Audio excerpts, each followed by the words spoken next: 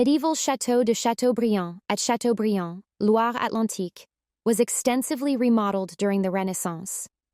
Like Vitré, Fougères, Ancenis, and Clisson, the first castle was erected in the 11th century on Brittany's eastern frontier to protect the duchy from Anjou and France. The Middle Ages saw multiple castle renovations, and the town of Chateaubriant grow around it.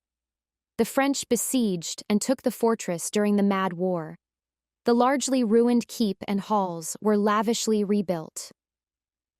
When the Renaissance palace was erected against the medieval enceinte in the 16th century, the chateau took its final form. The chateau was sold and partitioned multiple times after the French Revolution, making it an administrative center with the sous-préfecture, court, and police station. All these offices closed after 1970, and the chateau is partially available to tourists. The fortress was erected in the early 11th century and initially recorded between 1030 and 1042. Briant, a Wren envoy, erected it as an outpost in the Pays de la Mai.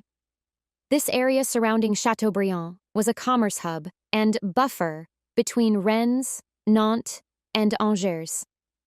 Béret Fair was created in 1049 in a town suburb. Briant built the Béret Church and Priory, two medieval Chateaubriant features. The initial castle was a wooden motte and bailey. It ruled the Cher and Rollard with two concentric moats. One was dry, one wet. It has a large stone square keep constructed in 1100. A chapel and two halls were erected in the 12th century and finished in the 13th. In the same era, Chateaubriant became a rollered river town. City walls were erected in the 13th–15th century. Upper Ward Gatehouse, Curtain Wall, and most towers were erected in the 13th century. The gatehouse's two 25-meter towers remain. Rebuilt in the 14th century, the halls and keep and Lower Bailey Gatehouse were finished before 1400. Briant founded the House of Chateaubriant, which collapsed in 1383. Another Breton aristocratic family, Dinant, inherited Chateaubriant. The Dinants had no male children in 1444. The last Baroness of Chateaubriant, Françoise de Dinant, challenged Francis II of Brittany in 1486. The lords of Brittany sought the King of France to resolve a Breton domestic conflict with the Chateaubriant Treaty, she wrote. The pact, which misled Francis II, contributed to the Mad War and demonstrated Brittany's political weakness.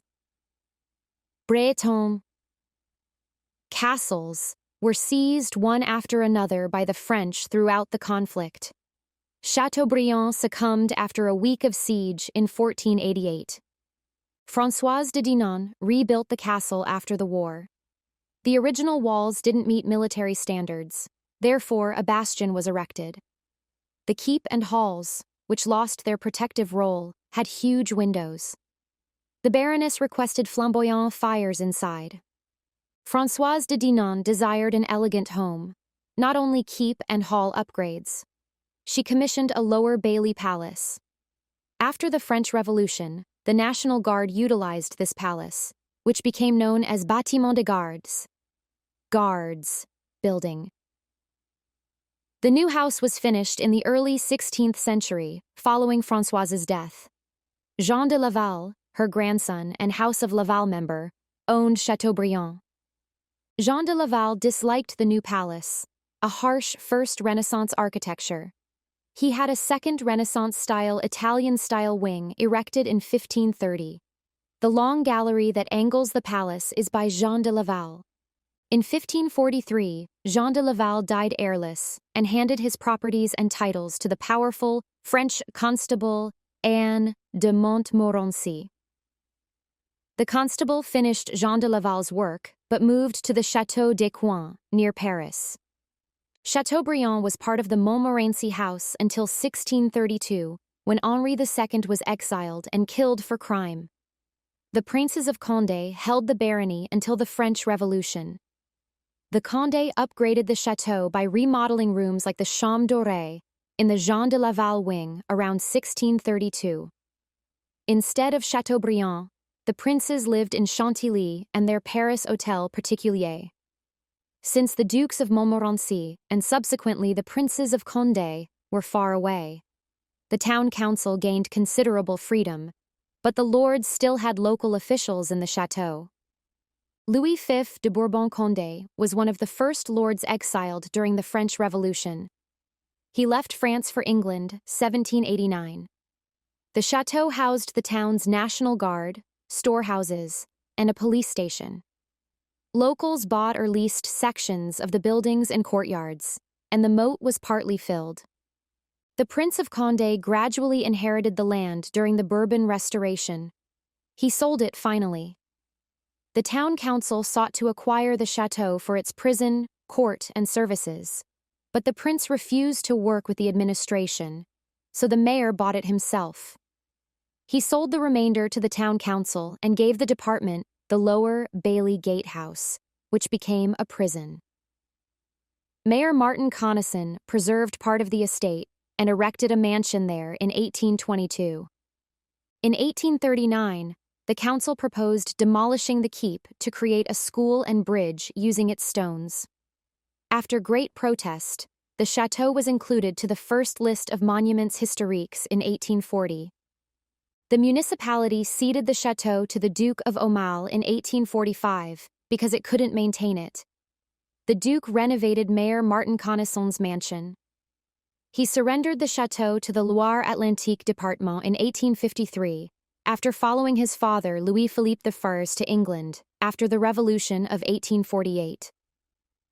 The sous-préfecture relocated there in 1854, and the 1822 home became his residence.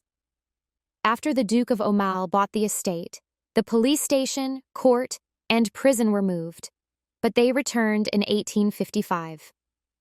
The department requested the chateau's removal from the Monument Historique list in 1887 because it could not finance the authorities' repairs. After 1909, the keep was restored multiple times. The chateau rejoined the list in 1921. An American bombing strike in 1944 damaged the Renaissance Palace's south end. Major restorations occurred in the 1960s and after 2000. The chateau has never been completely accessible to guests, who may only see the wards and the Chambre dorée and Bâtiment des Gardes, which hold exhibits. Over time, all administrative functions ended after 1970. The police station left in 1971, the public library in 2006, the sous-préfecture in 2012, and the court in 2009. The sous-préfet lives at Martin Connaisson's mansion,